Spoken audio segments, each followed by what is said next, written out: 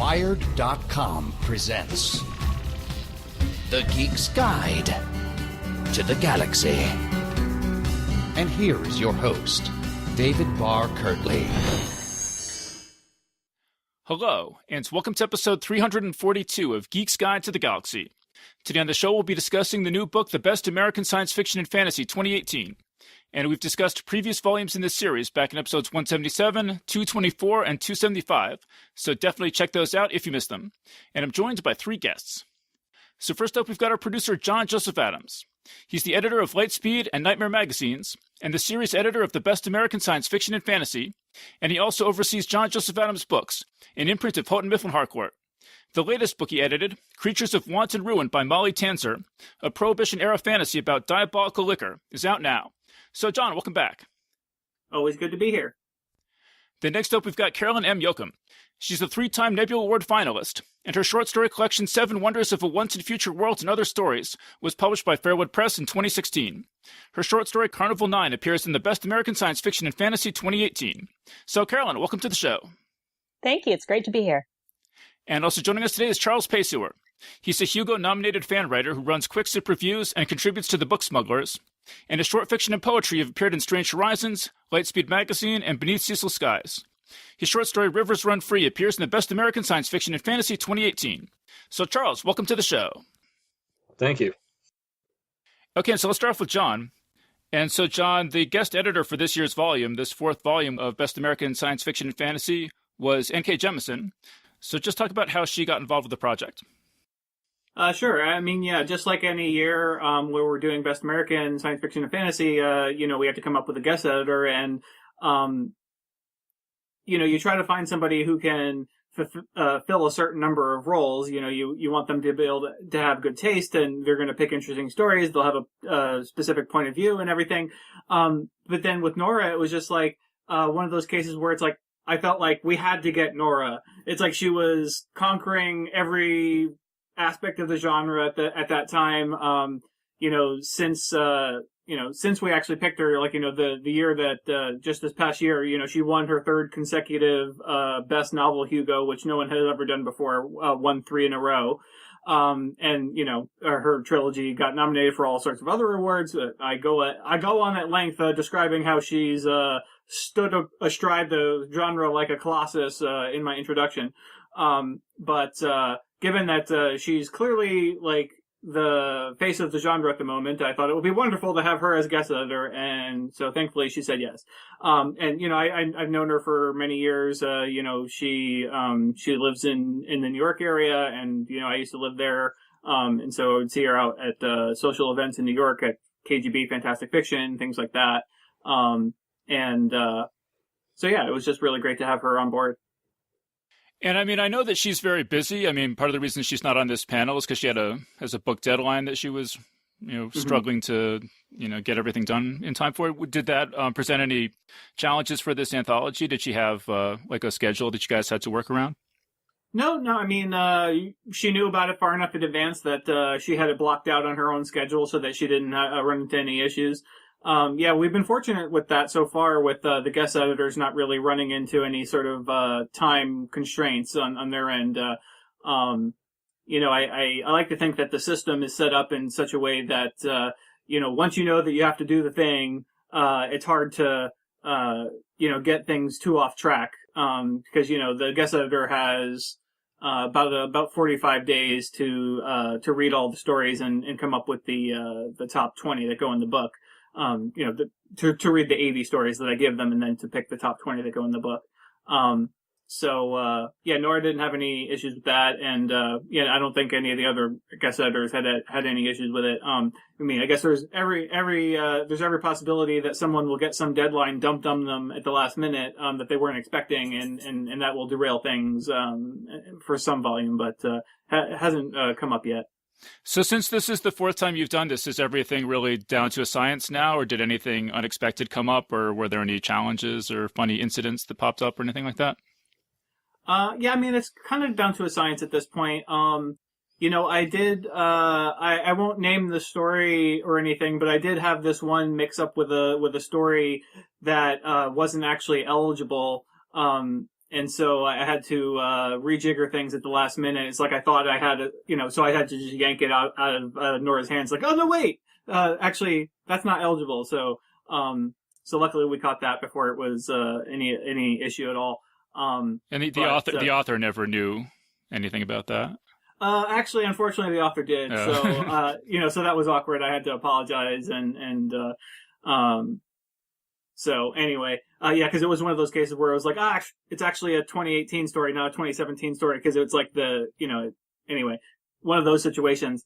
So obviously I felt really bad. I wish I could have figured it out before the author knew about it, but such is life. All right. Well, let's move on. So we're joined by two of the contributors to the book. As I said, Carolyn M. Yoachim and Charles Payseur. So let's start off with Carolyn. Just tell us about how did you kind of, what was the process of hearing that you had been selected for this anthology? So this is actually the second time I've been in the anthology. I was in last year's edition as well. And both times I think that I found out via email from John, which is always exciting.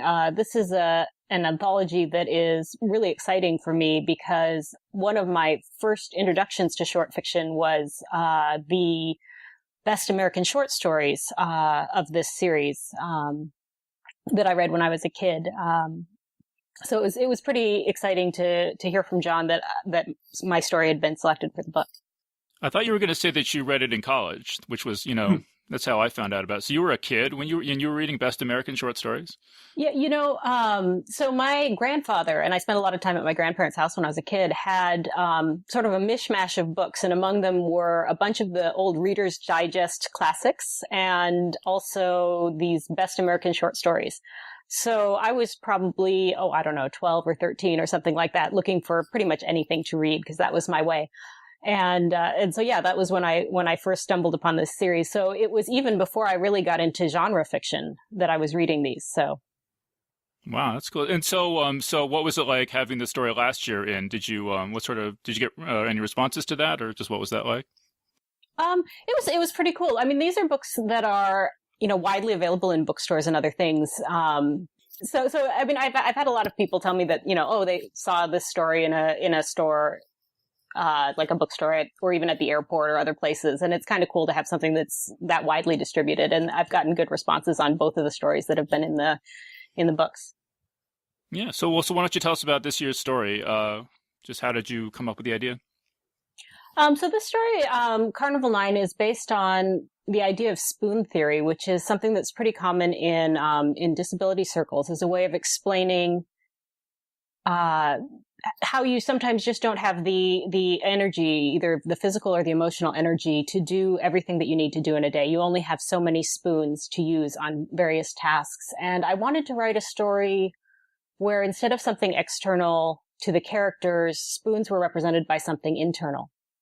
And so I made these wind-up characters, these clockwork characters that had only so many turns to do things on any given day. And from there, once I had sort of solidified that core idea, the story really sort of went off on its own. It was an idea that just sort of grabbed me and went, which is often how my writing process goes. Right. So for people who haven't read the story, it's kind of in this house or sort of workshop with these different rooms. And there are all these clockwork people who live in this house, and yes. There's this character called the Maker, who I imagine is sort of a human who winds all the characters up every morning, and just depending on the quality of their materials and stuff, they have different different amounts of momentum that they get out of. So also he winds them somewhat erratically. It's not always exactly the same.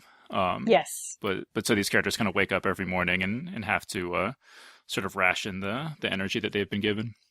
Yes, that's right. They get a different number of turns on different days. And some people do systematically tend to get more turns and others fewer turns. But overall, there is sort of a random element to it where you don't really have the same amount of energy every day for a number of reasons. So are these kind of clockwork characters? Is this something that you have liked yourself as a reader? I mean, I've been drawn to clockwork before. It's got kind of a steampunk feel to it. I actually have another story that I had come out this year that was clockwork animals. So it is a theme that I return to from time to time. I think that there are a lot of parallels that you can draw. I kind of like to often distance things from the real world as a way of getting a different perspective, a different way to look at things that maybe you're too close to see all the angles when you're thinking about it, like with real human characters, for instance.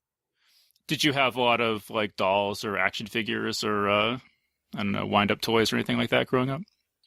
Not really, actually. I had some dolls, although it was not something that I was particularly into as a child. I honestly was kind of a tomboy and spent a lot of time outside, more so than indoors playing with dolls and wind-up toys. But I did like to build things out of Legos and other sort of building toys. But you never had any of those like super fancy kits where they have like motors and I don't know, pulleys and stuff like that? Oh, I think I did actually for a little while when I was a kid have those. You could build little robots with different, I think I built one that was kind of spider-like and it had sort of, you could put all the gears together and all of that. I think I did do that for a little while. There was a phase where I did that as a kid. But it wasn't really a direct inspiration for the story. Yeah. Well, so John, do you want to say, do you remember how you came across the story and kind of what made you want to include it on your list of 80 choices? It was, this one was in Beneath Ceaseless Skies, and it was one of those where when I read it, I immediately, had it just on my short list of, or I guess technically my long list, but in my mind it was in my short list, cause I just loved it, when I encountered it during my reading. But, I don't know. Beneath Ceaseless Skies, actually both of these stories appeared in Beneath Ceaseless Skies. It's one of the magazines that I, always read every story and look at every year very closely. You're saying both Carolyn's story and Charles's story appeared in Beneath Ceaseless Skies, yeah. I'm correct, right? Yes. Okay. It's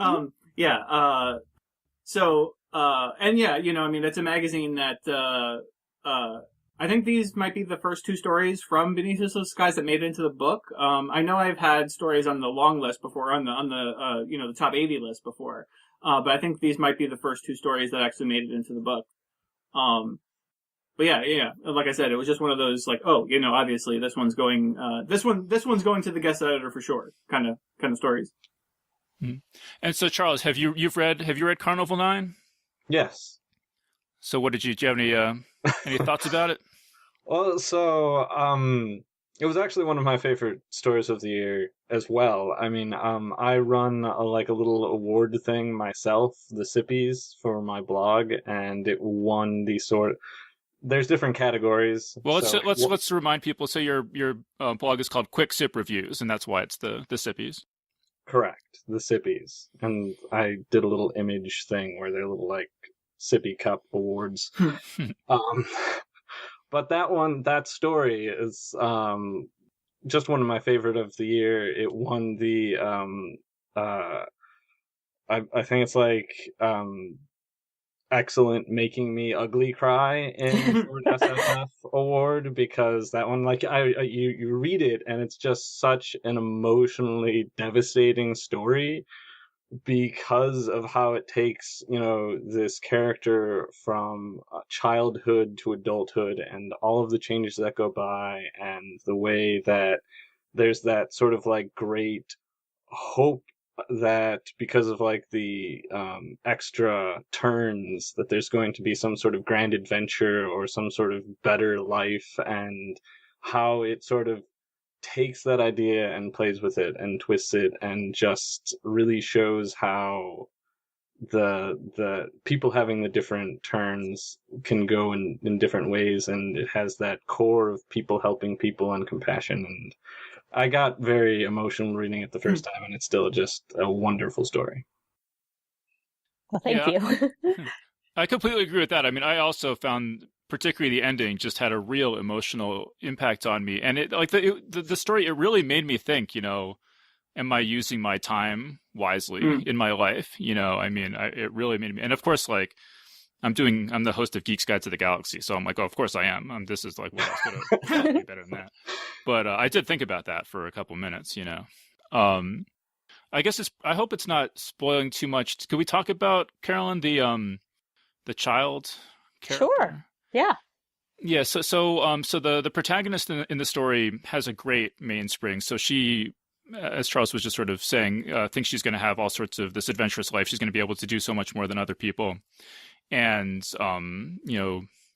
finds herself, or becomes the mother of or I guess sort of constructs a child for herself, and Yes. the child ends up with a very weak mainspring, and so has very serious limitations on what he's able to do and what what his lifespan will be and what he'll be able to accomplish in his life, and she has to sort of sacrifice a lot for him. Did that idea come to you right away, or did that develop at a certain point as you were writing the story? This was very much a story that unfolded for me as I was writing. And so I didn't have that in my head as I started. It was more the story about Z. And as I went along, I'm a parent myself, and I think about, the different challenges with parenting and the ways in which you have to balance your time and your energy and, the things that parents do for their children. And as I was writing, it occurred to me that this would be a good way to take the story, that it would be a really meaningful thing to do in her life, is to have her work through, how she wants to use her turns. So were you like sobbing as you're writing the story, or is it more analytical for you?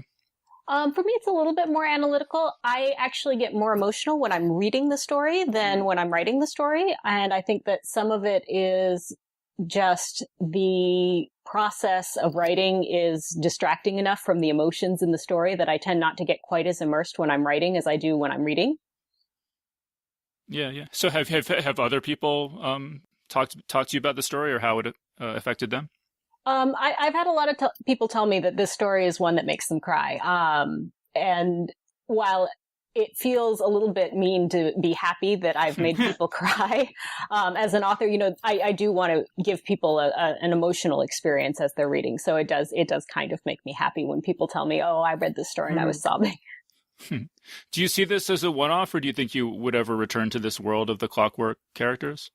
I have actually never returned to a story world that I've finished a story in, so I probably won't return to this one, just statistically. And I don't tend to. I tend to be someone who chases the next big shiny idea rather than returning to something that I've already done. My brain sort of gets bored.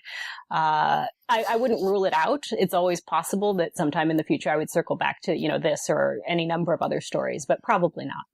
Mm-hmm. How about John? Did you cry reading the story? Because I know you're a very cold-hearted sort of person. Yeah, that's me. No, I was actually thinking when Carolyn was talking, it's like I very rarely ever get super emotional when I'm reading a story. Like I'll feel the emotional punch, but like it doesn't manifest in me like crying or anything. But I bet if I heard like Carolyn reading it aloud, or like as authors often do, they do readings of things, like I bet I would cry if I was hearing it aloud, or if I was actually trying to read it aloud to someone. I've caught myself doing that where I do a reading at a convention. I'll ask for a reading slot at a convention even though I'm the editor. I'll go and I'll read a story that I published in one of the magazines or something, and I'll go thinking like, oh, this story is not particularly emotional. And then I read a story aloud myself, and then it's like, oh, and then it just really hits me in a different way. So I think it's maybe like what you were talking about, sort of the more analytical thing, where it's like when I'm reading, I'm more analytical, and I'll appreciate that it does have the emotional impact, but it just doesn't quite hit me in the same way. Whereas if I was listening to it or something, or if I was trying to read it aloud, which has both aspects, have the more performative aspect to it. I feel like I would probably react differently. So I mean, I guess I could listen to the podcast version on Beneath Cecil Skies and see if I react differently. But I can't. I don't know if I actually can remember any particular story that actually made me cry. But I guess you're right. I am just cold-hearted. Well, I guess that's interesting to note that there is a podcast version Beneath Ceaseless Skies that people could just go listen to right now, or I guess don't like finish listening to this episode first. But I mean, I assume they don't do every episode, but I believe this one was. Yeah, no, it was actually podcast. And Tina Connolly did the reading.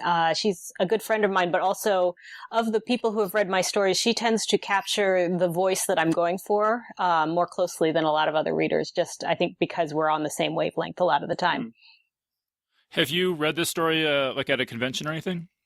Yeah, I've read it several times. It was up for some awards, and so I've been reading it sort of on the convention circuit. And so I have various length selections that I've read, and I did at one point even read the entire story, which is about a 50-minute reading. I had a bookstore reading slot to do that. So it's a fun story to read. I can do a lot of fun emotion in it when I'm reading it.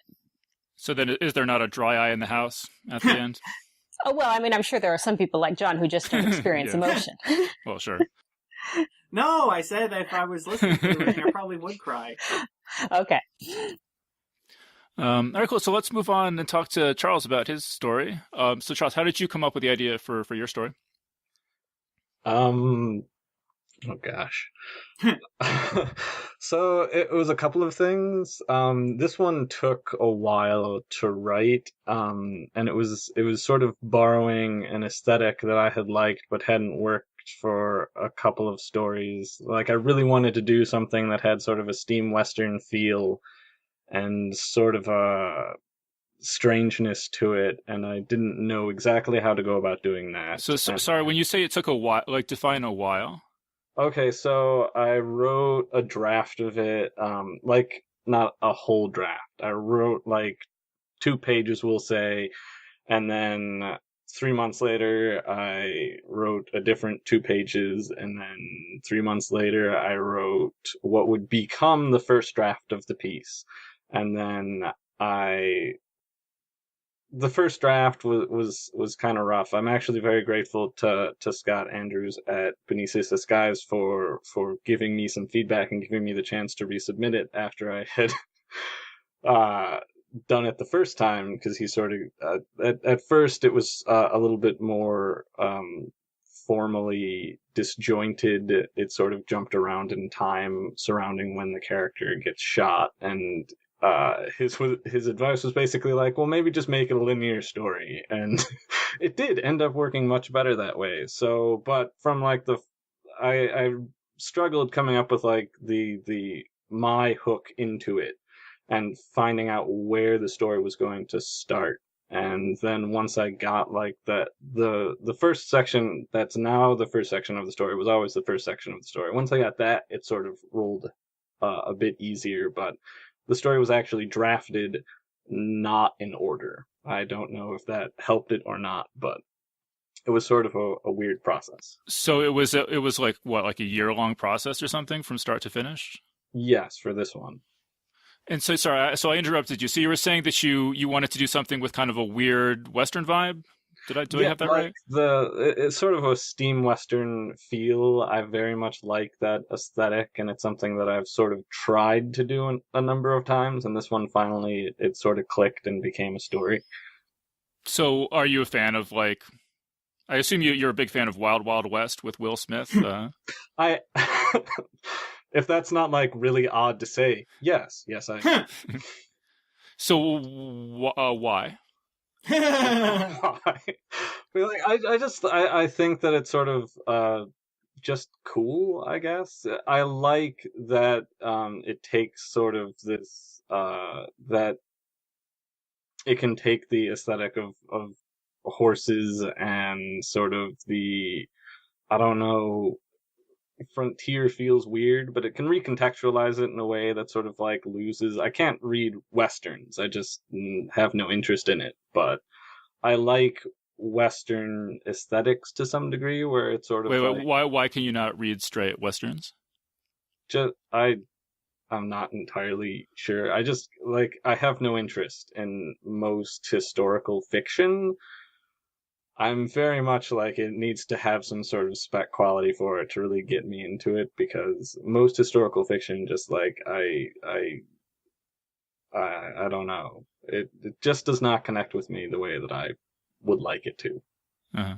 So are there other weird Western things that you're a big fan of? So there's the probably like the most direct inspiration for it comes from a video game called Wild Arms 3, which is perhaps odd. Like, it's not a very popular video game, but I had it and I just really liked how it used that sort of feel to create this world that was sort of like quasi broken down, quasi on the fringe of things, and there was just a lot of possibility there that I liked. This is an old video. I'm not familiar. It was like PlayStation 2, so probably now. I don't want to think about how old it is, because that would make me feel old. But no, it's PlayStation 2, 20 years old. I have no idea. We're all so old. I remember the PlayStation 1. Okay, but so you have this sort of love of this sort of underlying love of weird Western sort of surreal materials, and then how did this specific characters or incidents of the story come together? So I am also, to some degree, a writer of romance, and in like paranormal romance, there's like a trope of like shifters and stuff and how that gets treated, which again, I like normally cannot stand shifter stories, but I was trying to find a way that I'd be interested in writing something that had characters that could shift, and river shifters just sort of clicked, and once I had it in my head, I had to write it. Right. So the characters in the story are rivers, like literal rivers, and they can take human form, and they're sort of did they have sort of light blue skin and Yes. maybe a little bit elf-like from what I remember. And then you talk in your author note about how some of the themes that you were grappling with in the story. You say, to me, the story was about exploring how oppressed communities are often set against one another, pushed to fight each other instead of banding together to resist the larger and more dominant power. So could you just talk about how that theme sort of entered into your creative process? Okay, so the story is about these rivers who are searching for a power that will allow them to fight back against what's essentially this overwhelming technological empire that has found a way to like trap them, to enslave them, to bend them into basically sources of power. So, you know, there's dams and there's things like that where the rivers are basically forced to become power sources for this empire that exists, and they didn't exactly know to expect this or to think that this was even possible, so it completely blindsided them to the point that they don't have a great chance to fight back against it. And so the group that the story focuses on is seeking this sort of like myth of the sea where they can go and bring it back, this even larger power that will help them to sort of free all the ones that have been bound.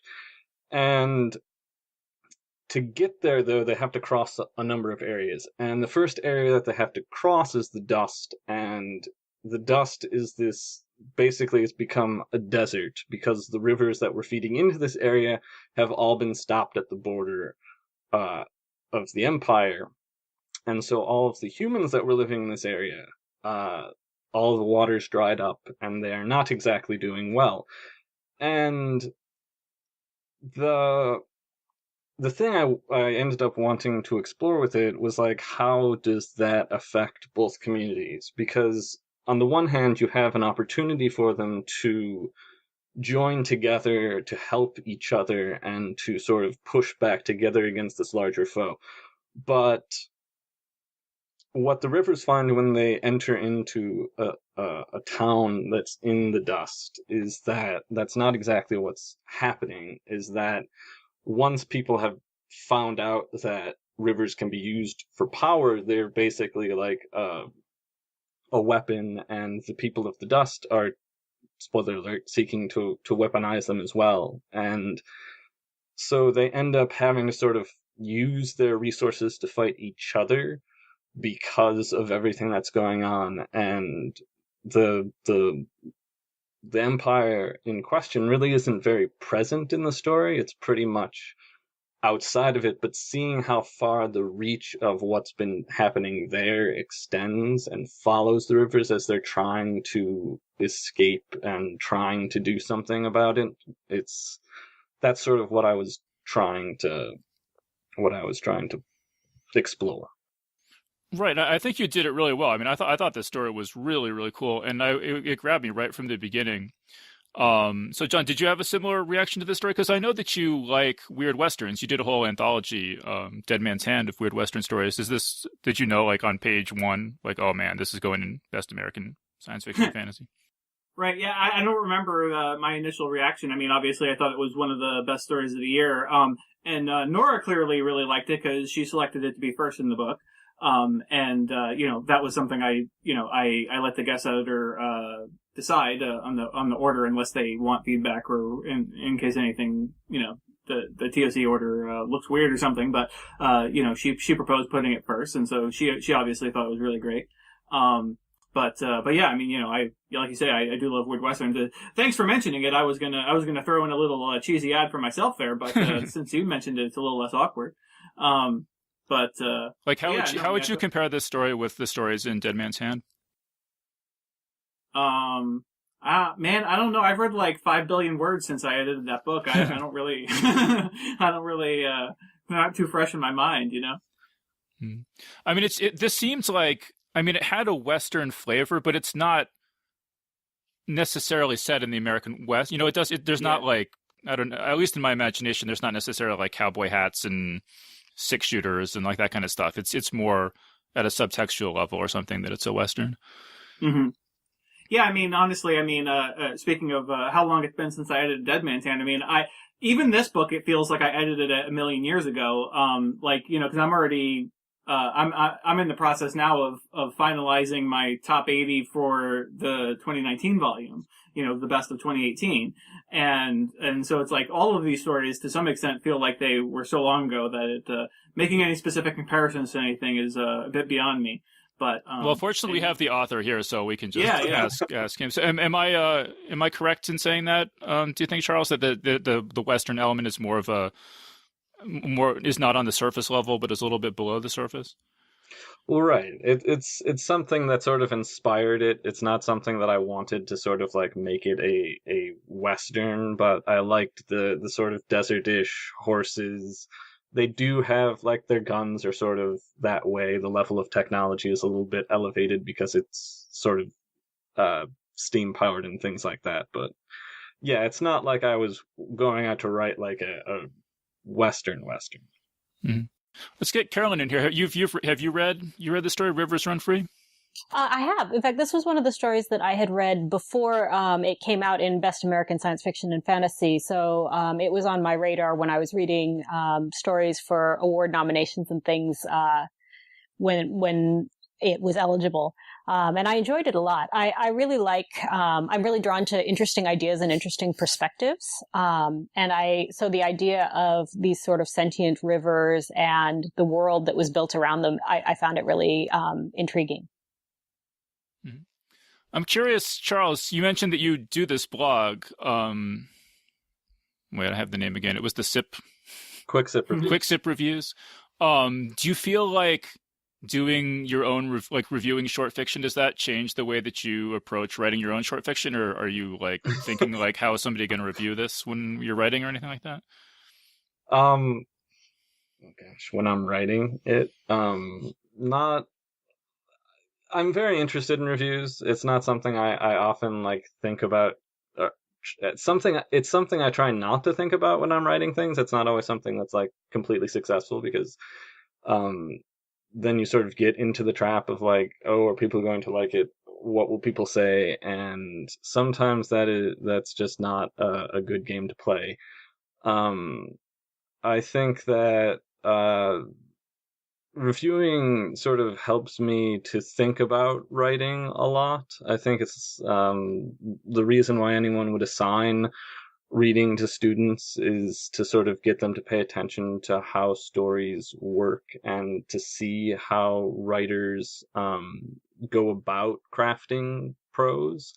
And so in that sense, I think it helps me to sort of like continually make myself think about how stories work for me and how I approach them as a reader, and which feeds into how I would go about sort of crafting my own stories. Where did the name Quick Sip Reviews come from? Do you feel that most short fiction reviews are just interminably long? Oh gosh. Okay. So it actually probably, when I started it in January of 2015, and it was shortly after I had started a review column called The Monthly Round, where I would take my favorite stories that I had read and I would pair them with alcohol. So I would like take a story and I'd be like, this story feels like a stout to me. And then I'd sort of do monthly installments of that. So it sort of sprang out of that, I guess, branding wise. I kept the whole sort of like quick zip. It was also supposed to be, when I started, short reviews, which I have a problem being brief. So at the beginning, they were only supposed to be like a couple of sentences. And now when I do a review, it tends to be 400 words. So they stopped being quite so short, like quick, but the name stuck. I already had the logo that I didn't, so it was a done deal then. You're going to have to change the name to just like Chug, Chug, Chug Reviews or something. One thing I really appreciate about Charles's reviews is that they, he always passes a qualitative judgment on them, or, offers his opinion, rather than just describing the story. I mean, he does describe the stories as well to give you a little flavor, a quick sip, as it were, of the story.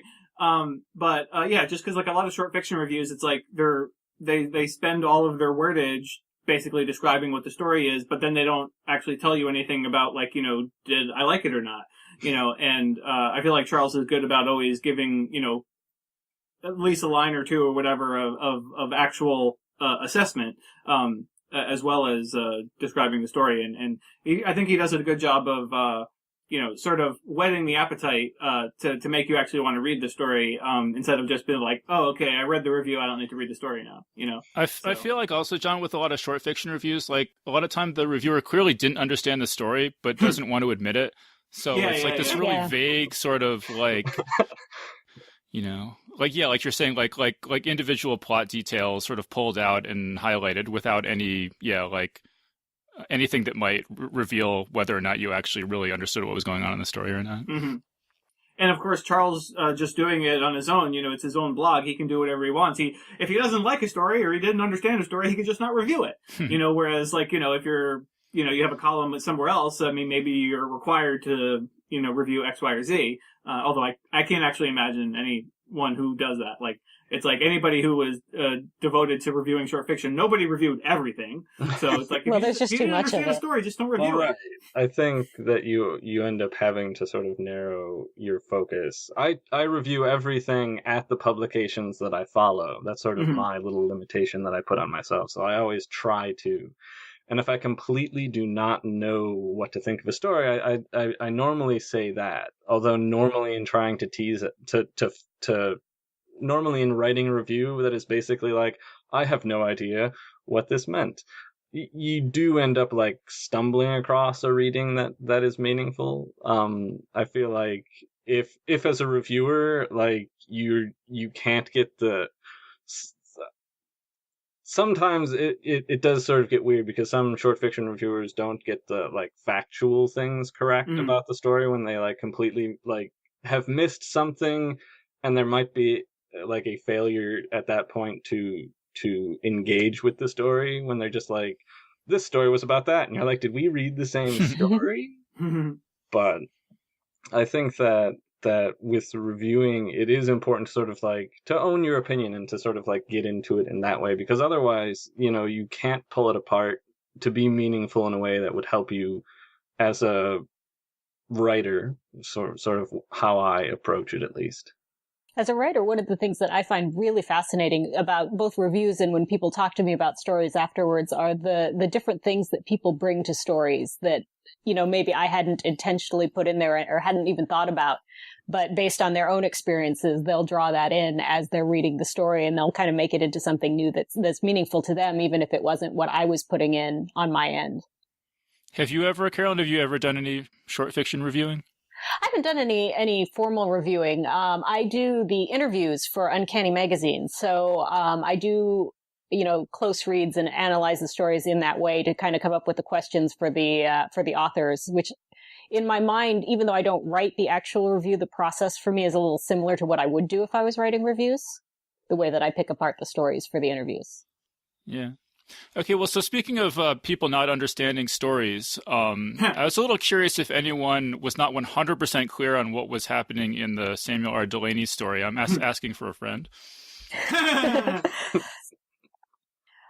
I felt like that story, I connected with a lot of the individual ideas, and it had sort of a meandering style to it that made sense for the story, but that made it a little bit difficult to integrate everything together for me. And it sounds like possibly your friend as well. Yeah. Well, and I actually, after reading it, I went and looked at reviews, and all the reviews I looked at mentioned not being totally clear exactly what the world building background in the story was. I mean, most of the reviews I read liked the story. Some of them said, like, I think Rich Horton said he thought one of the best stories of the year, but even he said, you probably need to read it a couple times, and even then, you may not know entirely what was going on. But so, John, I mean, you picked it for your 80 of the best of the year, right? So what was it like? What was your experience reading and your thought process for selecting it? I mean, I agree with what you just quoted Rich Horton saying. I mean, it's just one of those stories where, I mean, I couldn't explain to you exactly what's going on, everything in it, especially now, not having read it in, however many, like a year ago. But I mean, it's one of those things that I had the feeling that it was a story that was going to resonate for a lot of people, and it's just a story that was doing a lot of interesting different things that I think even if everything doesn't quite 100% make sense to you on that first read, or even after multiple reads, it's the experience is interesting enough that I thought it was worthwhile passing along to the guest editor. Didn't hurt that it was by Samuel R. Delany. Of course, the guest editor didn't know who it was by. So Nora might have a different answer to that, since she would have read it not knowing who it was by, although maybe she would be able to tell that it was by Delany, because it does seem like a very Delany story. Yeah, I was actually, I was reading this, I read most of the fiction out loud just because it's more fun for me than just sitting there silently reading. So I was reading out loud, and my girlfriend was listening to it, and she said, who's the story by? And I was like, you can't guess. And she was able to guess, just from hearing a section of it that it was Samuel R. Delany. So yeah, I mean, it was certainly, had some of his trademarks in it. Yeah. How about Charles? Did you cry? Did you cry when you read Carolyn's story? Did you read it aloud? I did, yeah. No, I certainly got choked up. I don't know if there were actual tears, but there may have been. Choked up counts. Choked up. Yeah. That's close enough. But yeah. So Charles, did you what'd you think of the Samuel R. Delany story? So I might be odd in that I don't always try to make sort of like a literal sense of like what is the world building going on in this story, and I think my approach to the story, I love the story.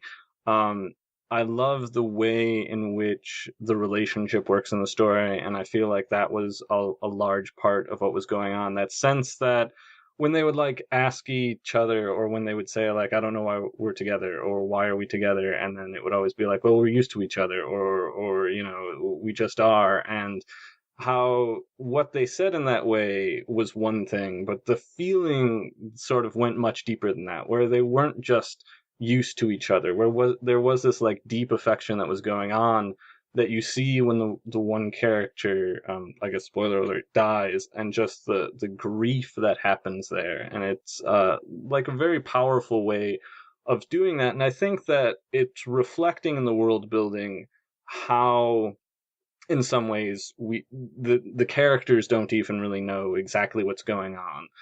Like the different places that they go, there is even they don't quite understand the mechanisms of it, and yet sort of why are they still there? Why are they keep on doing it? Well, is it that they are just used to it, and aren't questioning it. And I feel like it sort of parallels in that way where it sort of plays with the what happens when it goes away and sort of how people can become familiar with each other and intimate.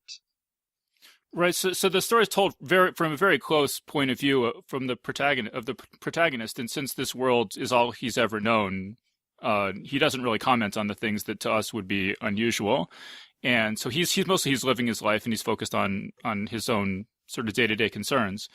And we just know that there's something sinister going on, but we don't know quite what it is. It somehow involves gender segregation, and it somehow involves population control.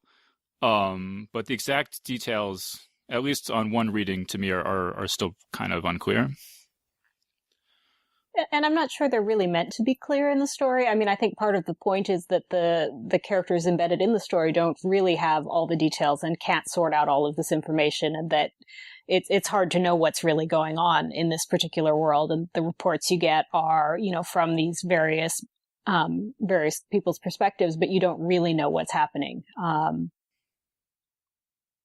Yeah, so right. I feel like maybe you're not supposed to really know for certain all of the details of what's actually going on, just to have this sense that it's ominous. Yeah.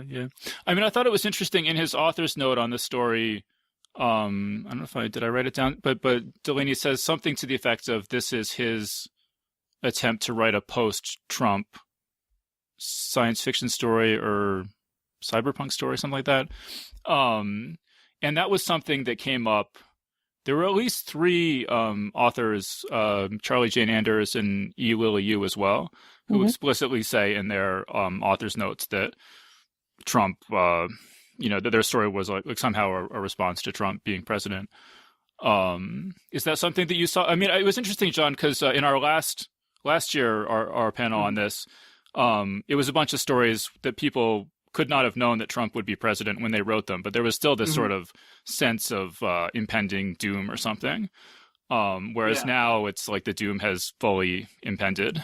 Is that something you saw a lot in the stories that you were, going through this year, the short stories? Yeah. I mean, I think the batch that, the 2017 batch definitely was full of stories like that, and then the batch I read in 2018 also has been like that. So yeah, I mean, it's one of those things where it's like, when the world is in turmoil, regardless of what form of turmoil, that always filters into fiction, and the anxieties of writers gets channeled into their fiction. I mean, at least I think the better stories that tends to be what happens. So yeah, I mean, I'm not surprised, and this has been, and the Trump presidency has been such a disruptive world event that it's like, I mean, I typically had not been a person who watched hours of news every day, and it's like, since he's become president, I've been like watching like at least an hour or two of news coverage every day, and like keeping track of like Twitter all day, like for any breaking developments. So it's like, yeah, I can doesn't understand. Sound necessarily healthy. No, I don't think it is, but I can't help myself. It is healthy in a way that I'm doing exercise while I do most of the listening to the news stuff, or at least half of it. So at least I'm getting some exercise as opposed to just sitting on my couch watching it. So it's healthy in that way, but mentally not healthy. You're correct. Yeah, I want to mention this E. Lily Yu story, which was one of my favorites, and it's a short story. It kind of has to me a little bit of the Damon Knight To Serve Man kind of, like a short story that packs a punch like that. And it's about it's like humanity makes first contact with aliens who arrive, but then they turn out to be sort of desperate refugee aliens in need of help, and this just totally turns people off. They're not interested in helping, and it's a first person plural story, point of view, and there's various twists as the story goes along, all compressed into, as I said, a very short story. I think that would be a really good one. It's a quick read, and it's has a real punch. And if you just want to pick up the book in the bookstore and read one story and see if you like it, that one was one of my favorites as well.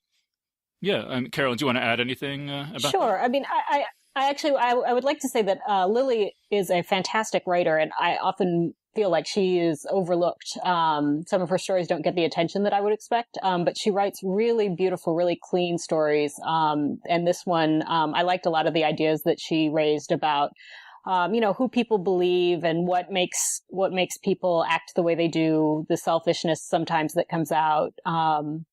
So the contrast between the wretched aliens and the beautiful aliens, I thought was really striking, and I thought it was a beautiful story. Mm-hmm.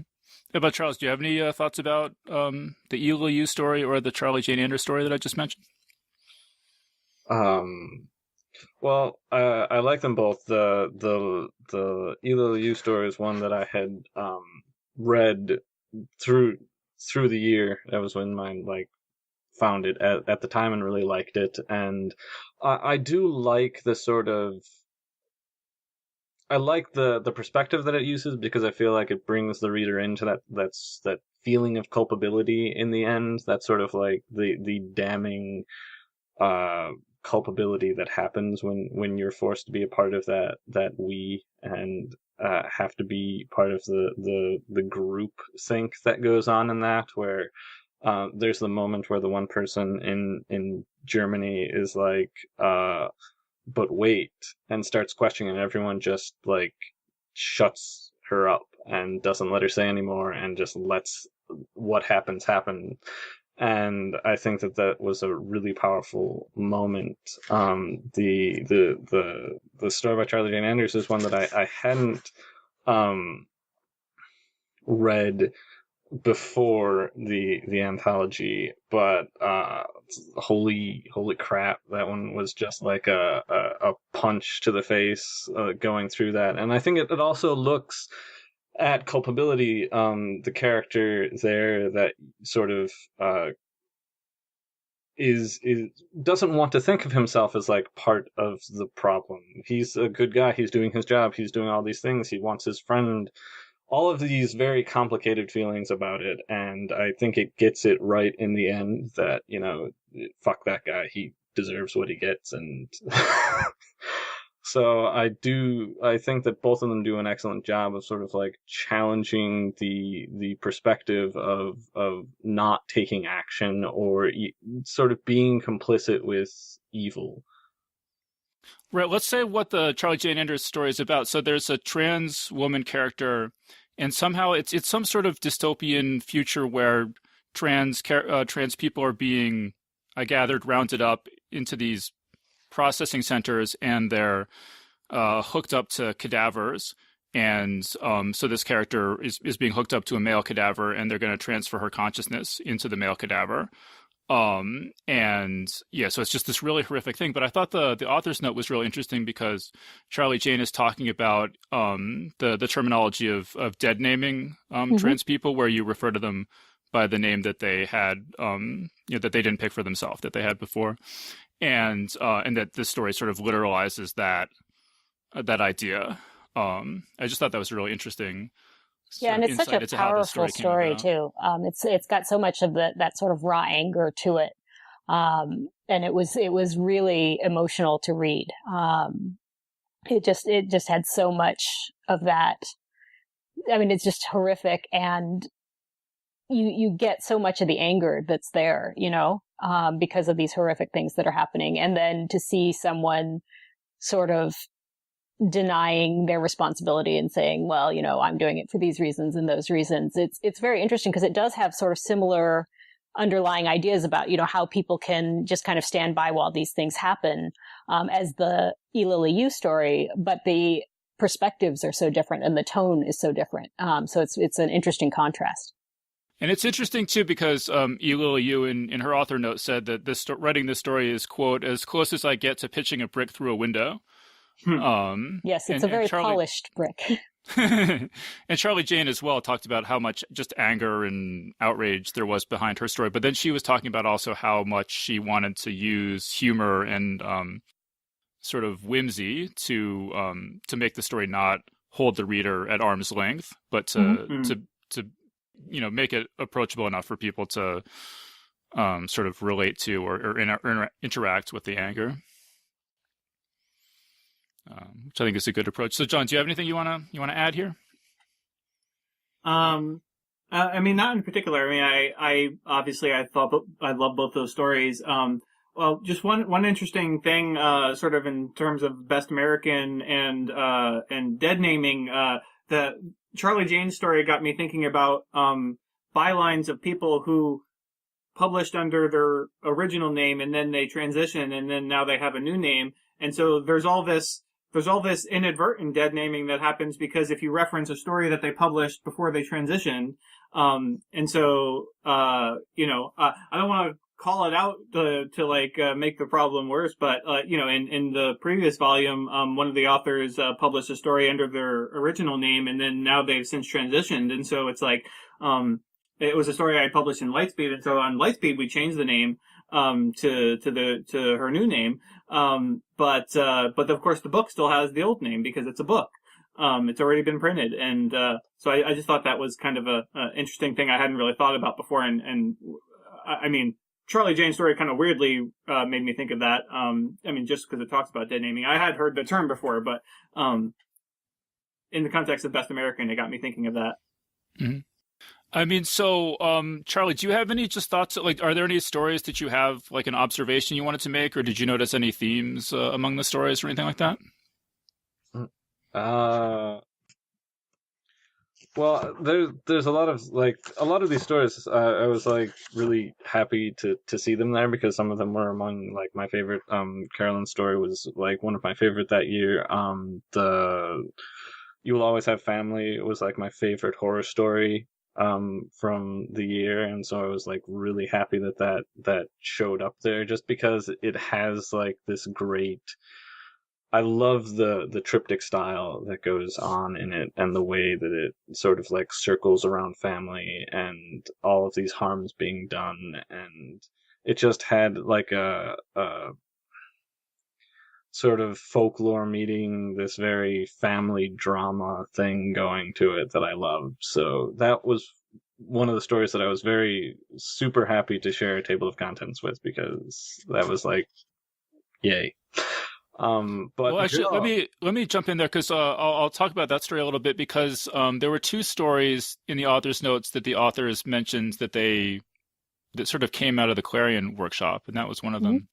And I think, John, I think this author, Kathleen Kayembe, she mentions you in her author's note, right? Am I remembering that right? Could be. I mean, I bought her first two stories, I believe. Were you like one of the instructors at Clarion when she wrote this story? No, but I did speak to the Clarion class. I did like a Skype session with them. Uh-huh. I don't remember what she said in the author's note. Yeah, I wasn't one of the instructors or anything. Well, she said basically that you told them not to reject their own stories. That's yes. Your job, right? Right. That is true. I did tell them that. Yeah. And yeah, so this, I published this in Nightmare originally, and it is one that, maybe because of that statement to her that she actually did still submit it to me, I had done a thing where, we were close to submissions, but then I did a limited, open submission period for the Clarion students so that, so that I could get access to that hot, fresh Clarion talent, fresh off the workshop. And so the reason it was relevant in this case is because, well, that story is actually longer than Nightmare's stated guidelines. It's about 10,000 words or maybe a little bit longer. And Nightmare typically, our guidelines say 7,500 or less. And so, whether or not she had any doubts about submitting it because of, she didn't think it was good enough or whatever, that's one thing. But she also may have been considering, I shouldn't even ask about this because of the word count. So anyway, I'm glad that she did submit it to me. And I hope that everyone does take that lesson into account, that you shouldn't self-reject things. I just think it's interesting that two stories came out of Clarion and end up in Best American Science Fiction and Fantasy, because you would think that people at Clarion are sort of finding their feet or, developing their skills, aren't fully developed yet, but clearly, top level stories are coming out of the workshop nevertheless. Well, it's such an intense experience, and you're surrounded by other writers, and there are a lot of things that go on. I did Clarion West, which is much the same. And I was newer, and I just started writing at the time. But I think a lot of people come in with a little bit more experience now, and then to be in that environment, I think you get a lot of good stories out of it sometimes. Right, I do get the sense from some. I don't know how old any of these authors are really, but I do get the sense you have people who've had life experiences and had careers and have maybe have this whole sort of store of experiences and opinions and things, and then they've never really had the time to just sit down and express that. And so then when they go to this 6-week long summer workshop, all that stuff they've been thinking about for years and years just sort of flows out, and maybe that's part of the I mean, it's definitely a mix. I mean, there are some people who come in without a lot of publications and others who come in having published some stories already.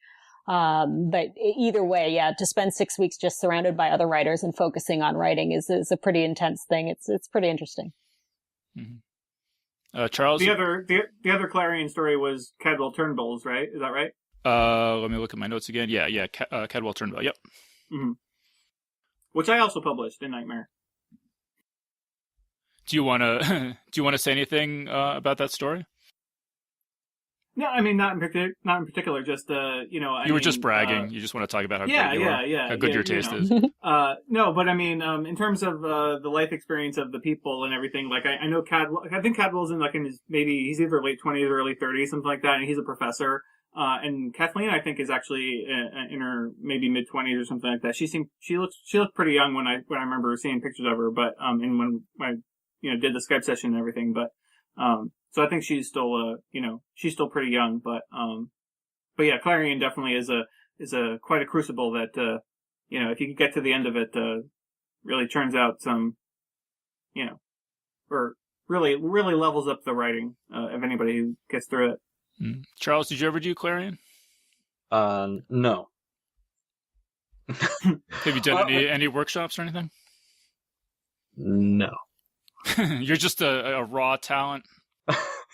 Still, you're an autodidact. That's sort of what I've tried to make reviewing into something that can work in lieu of that, because I've just never had I sort of graduated college and entered the workforce, and since then it's been I haven't had it. I couldn't take 6 weeks off. I can't even really take a week off most of the time, so it's something I have to do from afar. I'm also in like the Midwest, upper Midwest, so there's not really exactly a lot of places that I could just go to. There aren't an awful lot of workshops in the area, much less ones that are like cool with speculative fiction. I feel like you can find some workshops, but they tend to be out of universities, and they tend to be, or at least university professors who often aren't the most accepting of speculative work. Sure. So are there any science fiction authors in your, I don't know, like 5-mile driving radius that you know? Just I guess friends, really. So yes, it depends. I mean, my partner is also a speculative fiction writer, and we started a writing group with another friend of ours, and so we try to sort of keep ourselves honest that way. Can you say like where exactly you live, or do you not want to? I live in Eau Claire, Wisconsin, which is kind of between the Twin Cities of Minnesota and Madison. It's really near nothing, but it's a nice place. I love Eau Claire, but it's not exactly a hub of people who are immersed in the genre. The writers here are more of the literary persuasion. Yeah, I was just going to say, I mean, if anyone listening to this is in the Eau Claire area and knows any speculative fiction communities or resources or anything, maybe you could let Charles know about it, because he seems like a very nice person, and he's doing all right. He's in Best American Science Fiction and Fantasy. He doesn't need you. I take that all back. Yeah. Yeah. No. I mean, when we were talking about the reviewing, I mean, I honestly think, like, we've talked about this on the show before, how how I feel like if anybody could read Slush for a magazine or something, like that's the best thing you could do for your to level up your writing. I mean, Clarion's great, but it's like, if you just like dive into a Slush pile and get the experience of reading the way an editor reads and having to get through just that sheer quantity of stories like that, it's like you just can't help but like learn so much through osmosis. And I feel like that's probably what reviewing is done for Charles as well. Like, when you were asking him earlier, it's like he couldn't really, pinpoint like, oh yes, I consciously think of this and this and this because of reviewing. It's like, well, no, it's because it's osmosis. It's like you absorb the lessons from doing the analysis of the stories. And so, he doesn't need any sneaking workshops. He's got his review thing going. That's all he needs. And I think that's actually a really good point. I mean, workshops are really helpful for some people, but they're definitely not for everyone, for a variety of reasons, either because of accessibility or because of, personality not being a good fit or whatever it is. There are a lot of different ways to get to, the end goal of writing. So, I had a really good experience at Clarion, but not everybody does. And also, not everybody wants to. So there are a lot of ways to get to where you're going. Not everyone wants to have a good experience? No, not everyone wants to go to the workshops. Oh, all right. I assume that the people who go want to have a good experience. There's some very misanthropic people who just show up at the workshop just determined to have a bad. No, that is not really a thing. I do definitely recommend to people who want to do the workshopping to go for it because it's a good experience for many people. But there's also sort of an ongoing discussion in the community about, sometimes people push the workshops a little bit too hard and, for a variety of reasons, they just don't work for everyone. And so I did want to say, point out that, it's really not for everyone and there are other ways to get to where you're going. So. Yeah. Well, so Carol, let me. I would also clarify that I don't discourage anyone from choosing to go to. Oh, absolutely, yeah. It's just they don't feel like you don't necessarily need to if you can figure out other ways around it. Like Charles has his reviewing thing. You could also review short stories, and then maybe you could achieve the same lessons. But I mean, I wrote a whole article about all the different workshops, and Dave has gone to like every one. So, obviously we believe in workshops. If that's the decision that's the choice you want to make, it's a perfectly valid one. Sure, absolutely. Not necessary. We respect your choices.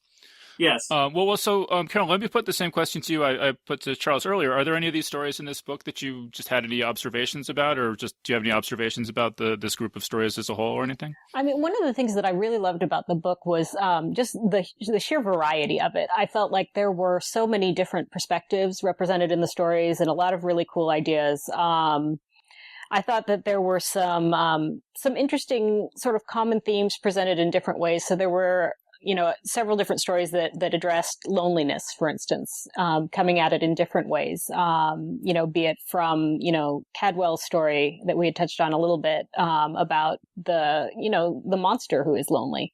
And then there are, Maria Devana Headley's story, The Orange Tree. There's the golem is also lonely.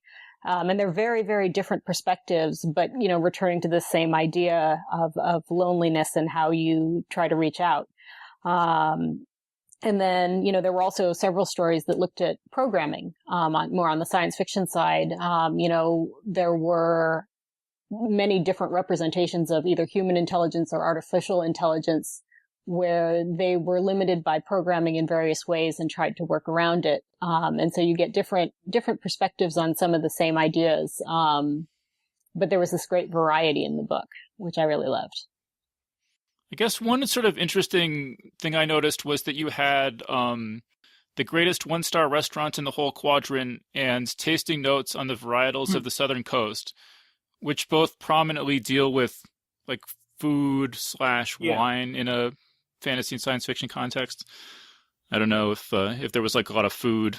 People were thinking about food a lot this year or anything. Did you notice any food trends? I didn't notice any or anything. I didn't notice any trends. I will say about the tasting notes on the varietals of the Southern Coast. So my wife is Christy Ant. She's a writer and editor. She also works part-time at a tasting room. And our friend also works he's the manager of the tasting room. And so, they talk about wine all the time, and it's like, it's like, and here, I have found this amazing story that's in the best of the year, and it's about wine, and it's a fantasy story, and I couldn't get, our friend, the tasting room manager to read it. And it's like, man, it's like, these people really know how to, put a knife to the gut of an editor, it's like, oh, no, I found something that's perfect for you. You should totally read it. It's a short story. It'll only take you like 30 minutes to read it. It's like, but no, they don't read it. Is he hostile to SF? No, he loves it. That's the thing. I mean, maybe he just hasn't gotten around to it. Maybe he will. I know he did take one of the best Americans on his, trip to Italy, and he was reading it, in Italy. So that was cool. But I just thought it was funny that, like, he wasn't immediately excited about the fantasy wine story. Maybe he's just sick of wine. I mean, that's what he does all day. He's like, I don't want to hear about any wine. I get home and I want to read about something else, Yeah. Probably. I will say, of the food stories in here, I've never read a collection of food stories like this that made me completely uninterested in the food. So between Greatest One-Star Restaurant and Maureen McHugh's Cannibal Acts, which was also sort of a food story, I read food stories and I'm hungry, and that was really not the case here. I feel like actually cannibals are having a moment in the zeitgeist, and I don't know if that's a result of our dystopian state that we're in, and so people are thinking like, hey, cannibalism, it's not that bad. But so there's Maureen's story, and then I read a couple this year, and I bought one for an upcoming anthology, and I bought one for Lightspeed, and then I bought one for Nightmare, and then I feel like I've seen some that were written by that other editors published as well. So it's just kind of a weird confluence thing where it's like, I wasn't expecting that. Well, it's funny too, because the Greatest One-Star Restaurant in the whole quadrant is a fairly light-hearted story. I mean, it's sort of, to my mind, in sort of a Robert Sheckley vein, with the sort of funny robot kind of story. But it is grueling to read. I mean, like, I mean, it's really like, and I'm kind of a wimp when it comes to sort of gross kind of stuff. And I definitely had to push through some of the gross out stuff in that story. Yeah, there are some gory moments in there, but compared to some of the other pieces in the book, it is one of the lighter, more humorous stories also, which is an interesting juxtaposition. Wait, who was laughing hysterically? Was that Charles? Who was laughing hysterically a moment ago? Yes. Well, what's so funny? I feel like so much of the darkness comes from the way that it's sort of presented in this sort of upbeat fashion, where it's just like, it's so viscerally dark because there's just this sort of like the way that it chases after the positive review is just like the staring straight for the cliff, going right over it, bursting into flames, and just still smiling through it all, just like, wow. Yeah, so I guess I should explain. So the premise basically is that there's this ship of cyborgs who they're mostly robots, but they have sort of biological components for specialized functions, and they're fleeing, they're escaping from confinement in a sort of forced labor in a human tourist resort or something, or casino or something like that. And due to like circumstances, they have to start posing as a food service vessel, and they have to start chopping up parts of their biological sections of their body and cooking them and serving them to people, and then their functions degrade. The more they cut out of themselves, and so it is a sort of like squeamish sort of story. There's actually kind of an interesting. It was on this one, right? Yeah. So in the author's note, Rachel K. Jones says, late-stage capitalism often requires you to offer yourself up for consumption as the price of success, especially in any customer-facing career from artists to fast food servers. And not only are you required to make yourself part of the product, you're supposed to thank the customer for the privilege. While it sounds undesirable, the reward system can be tough to escape. We all want that 5-star rating, even if we want to pretend that we don't. So Charles, what do you think about that? Do you feel like you're serving yourself up for consumption when you write these stories? Sometimes there's an element of this idea that sort of you're gamifying yourself. You're making it into this thing that you get more and more invested in, and not necessarily getting more and more back out of it, because it sort of there's perhaps a pressure to sort of like go all in with writing and being a writer. I will put in air quotes because you can't see me. But especially like being on social media and things like that, the sort of like expectation of presence that can be there for people, and the sort of like constantly being on then and sort of like constantly performing writing while being a writer is something that I do feel it exists and is out there, because you do get the feeling then, or there's a sense that that can be tied to your success. Like if you're not out there performing writing, you're not considered a writer. No one's going to know who you are. No one's going to want to buy your stories, which isn't often helpful, because while it can help knowing people or sort of having connections in that way, sort of like going to Clarion might give you some professional connections that you wouldn't have otherwise, or being, connecting on Twitter with someone might make them more likely to remember your name or something like that. For a lot of people, it takes so much effort to sort of do that sort of thing, to try and perform and gamify this process, to sort of like, you're so desperate to quote unquote win, to be the successful writer, that sometimes the process of trying to be a successful writer can hinder your ability to actually get words down on in your, I almost said on paper, but I don't use paper. So I do feel like that happens, and so that's something that does sort of speak to me. Well, and things have changed so much. I mean, when I was a kid, my favorite author was Robert Asprin, and you would just read the author bio, and it said, like, Robert Asprin has written such and such and such and such. He lives in Ann Arbor, Michigan. And that was 100% of the information that I had about my favorite author, or could obtain through any reasonable amount of effort. And now the situation has completely changed to the point that, like, so often your feelings about an author's work gets completely overshadowed by what you know about them, as a personality or whatever. How about Carolyn? Do you feel like your personality is being commodified for public consumption?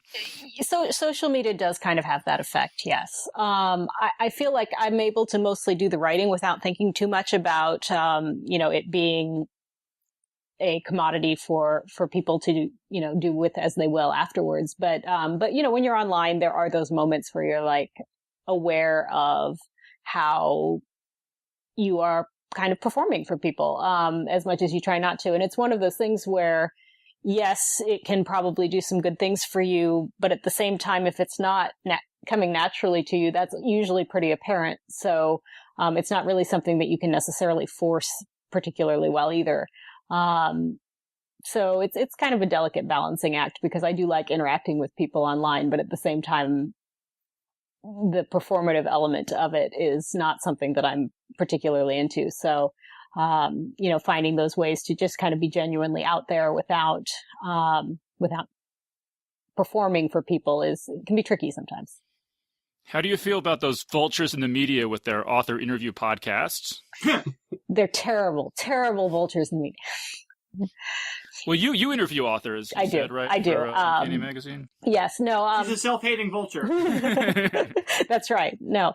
I think there are a lot of good things that happen, on social media and, interacting with people for interviews and podcasts and other things. There's often this pressure to do just that little bit more to get that edge. And as Charles was saying, it can be very counterproductive sometimes, in terms of you can devote your energy to that when you really probably should just be writing. Do you have a lot of experience being interviewed as opposed to interviewing other people?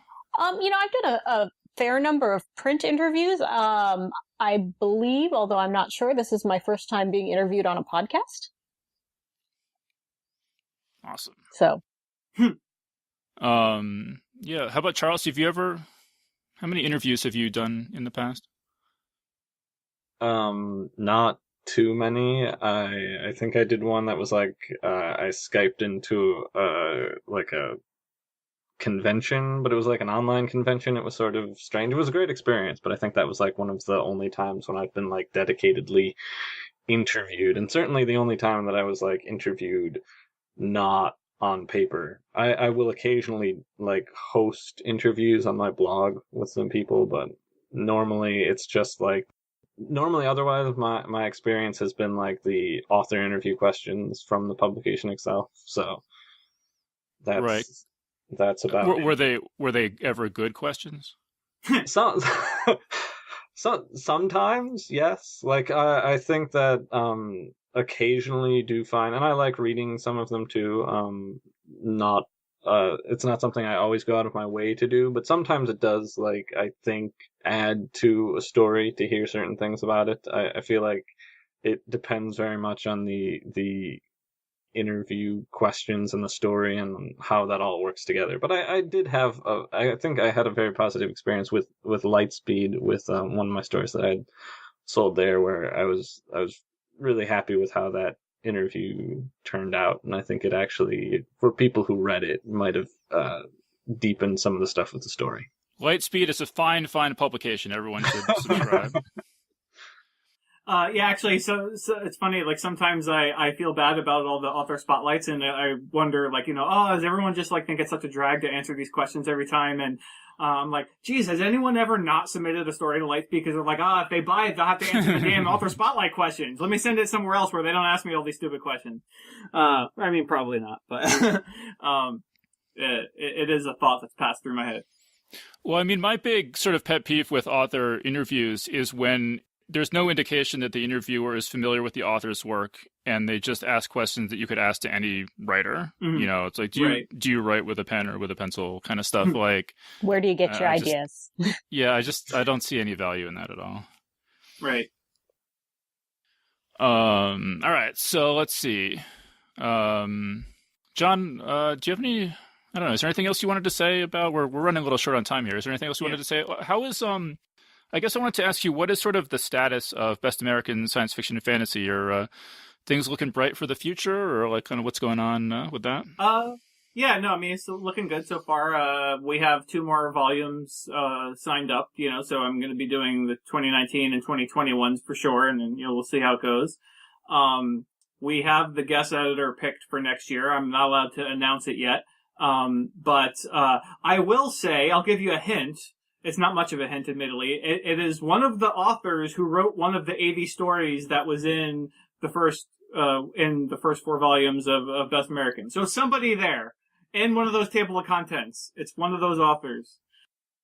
Which is actually less than that, because there are some people who have appeared more than once. Right.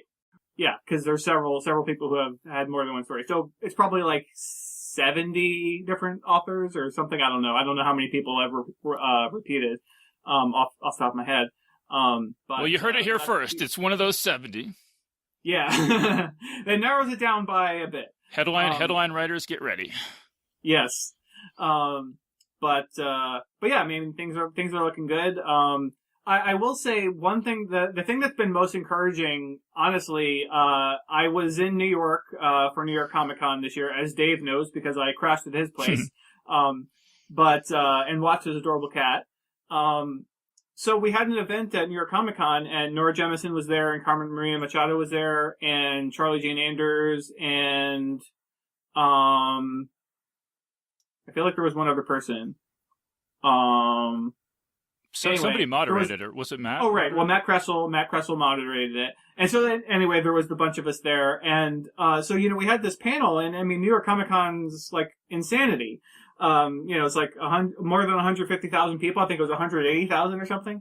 And so I was expecting, I wasn't expecting that much. I was like, oh, okay, well, this little book, probably most people haven't even heard of that go to this thing. I wasn't sure how many people were going to be there. Well, I mean, it was standing room only in the room, and it was a pretty big room. And then the Comic-Con had a signing queue right outside the panel. So like, we would funnel out of the room. We would go to these tables where the Strand was selling. The Strand is a bookstore in New York. The Strand was selling copies of the book and copies of the other panel participants' books, and there was like a huge line, and was there the entire time. We were slated to sign, which was like for an hour. So that was just like really encouraging to see that kind of response to the book. I mean, I think it was in large part due to Nora being queen of the genre at the moment. But I mean, it was just really nice to see that kind of enthusiasm for a book of short stories. Even amongst this convention of mega media corporations and things and giant superhero movies and all that. Well, and that sort of turnout notwithstanding, you do note again in your intro that nobody's getting rich publishing short fiction. Right. So yeah. I mean, it's like the magazines come up and disappear every year. I believe I listed a couple of the dearly departed in the latest introduction. And again for this year, I know there have been a couple things that just vanished without a trace. It's kind of funny how sometimes there's not even a goodbye; they just stop publishing. But yeah, I mean, it's, certainly, very few of the publishers are really making any money doing it. And then, most of the writers are not getting particularly rich, doing it either. I mean, they'll get paid, but it's like the rates that they get paid that are not huge amounts. So it's like, yeah, nobody's getting rich off doing this. And I do want to just let people know again that John has a Patreon page that he set up. Oh yeah. So if you appreciate stuff like this Best American Science Fiction and Fantasy series, he could always use the support to be able to keep doing awesome stuff like this. Indeed, and if you want to, it's at patreon.com/JohnJosephAdams. Anybody who wants to support anything, I mean, if you subscribe to Lightspeed or Nightmare, it's like all that stuff is great. It's a great way to support short fiction and ensure that I'm able to keep doing all this stuff. And of course, for Best American, I mean, definitely buy the book, recommend it to a friend. If you enjoy it, leave a review on Amazon or the like. Amazon's really the most important one just because that's where, most book purchases happen. Or at least where most reviews get seen. Because you know what? Anybody who is a jerk and really hates short stories, or they think that all short stories need to fit this very narrow parameters, or they hate anything that mentions any kind of social justice issue or anything like that, those people have no compunctions whatsoever about going to Amazon and leaving a review. And they'll leave you that 1-star review, barely literate review, doesn't really analyze anything, just calls it garbage and leaves you the 1 star, and that's it. So so if you want to support things, like that's an easy free way for you to support short fiction. Like, if you read the book and you like it, go leave a nice review. I mean, it can be a 1-sentence review. It's fine.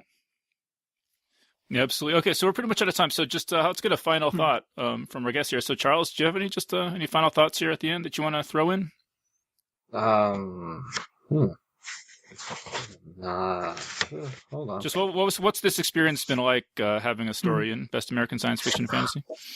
Strange. I mean, it's incredibly gratifying, I suppose, to sort of to know that it connected with people, because short fiction, touching on that theme of loneliness, right? Writing short fiction can be fairly lonely when you're sort of geographically isolated, and so to sort of get that connection is important and has been kind of mystifying for me, but great. Are you working on a Rivers Run Free novel now? No, there is another story that's set in the same world that will be coming out probably sometime this year, again at Beneath Ceaseless Skies, but not the same characters, but the same setting. Does it have a title? Tentatively, because Rivers Run Free, I don't think that wasn't originally, it got published under the current thing, but it was slightly different than the original title. So I would say tentatively it's called Undercurrents. And you said later this year, or later in 2019 that's coming out? Right. It should be sometime in 2019. All right, cool. Yes, everyone keep an eye out for that. And how about Carolyn? Any final thoughts? I was just so thrilled to be sharing a table of contents with a bunch of authors that I really admire. And these are just great stories with, so much variety. So it was really cool to be in here. I'll put in a plug, I guess, for a story I've got coming out early next year in Lightspeed, which is the Arc Chronology of Love, which is my sort of archaeology of time story where characters are digging through time instead of through dirt. And I think that's coming out sometime in the spring in Lightspeed. Cool. Yeah. And how about John? Final thought? Yeah, so if everyone's throwing out plugs for things that are coming out in 2019, if any of you listening to this enjoys science fiction and fantasy short stories with those social justice issues that I mentioned earlier, I have an anthology coming out in February called A People's Future of the United States, which I co-edited with Victor Laval, coming out from One World, and it's chock full of all that stuff. And it, as we were talking about, very much full of stories that are a reaction against the current dystopian hellscape that we live in today. So keep an eye out for that, and yeah, hope you enjoy it. All right, so we're going to have to wrap things up there. So we've been speaking with John Joseph Adams, Carolyn M. Yoachim, and Charles Payseur. So thanks everyone so much for joining us. Thanks for having me. Thanks. Always good to be here. And that was our panel. So big thanks again to John Joseph Adams, Carolyn M. Yoachim, and Charles Payseur for joining us on the show. Big thanks as well to everyone who's given us 5 stars on iTunes, including Natalia Neuromancer, Christy Jewell, B. Warpaha, Liz56788, Tom Siemens, and Why Not Make the Crib Great. Natalia Neuromancer writes, all I want to listen to all day. In 2015, I stumbled across an old episode posted on YouTube, the Chuck Palahniuk episode, and have been listening ever since. The podcast has seriously been life-changing, opening my eyes to the world of science fiction and fantasy. If I ever make enough money, I will for sure become a Patreon because I cannot imagine my Friday mornings without this podcast. So big thanks again to Natalia Neuromancer for that great review. And speaking of Patreon, I also want to give a special thank you to Lorenz Schwartz and Dale Morris, who both just signed up this week to support us on Patreon. Geek's Guide to the Galaxy is made possible thanks to support from listeners like you. So if you enjoy the show and want it to continue, please sign up to give us $1 or $2 per episode over at patreon.com/geeks. And if you'd rather make a one-time contribution, you can do that via check or PayPal over at geeksguideshow.com/crowdfunding. And I also want to give a special thank you to Adam Forrester and Rory Carroll, who both just made one-time contributions to the show via PayPal. So big thanks again to everyone who's contributed. We really appreciate it. All right, so that was our show. So thanks everyone for listening, and we'll see you next time. The Geek's Guide to the Galaxy is a production of Wired.com. For more information about the show, visit geeksguideshow.com. To learn more about your host, visit davidbarrkirtley.com. Music and voiceover produced by yours truly, Jack Kincaid. If you enjoyed this program, tell your friends. If you didn't enjoy it, tell no one. Thank you for listening.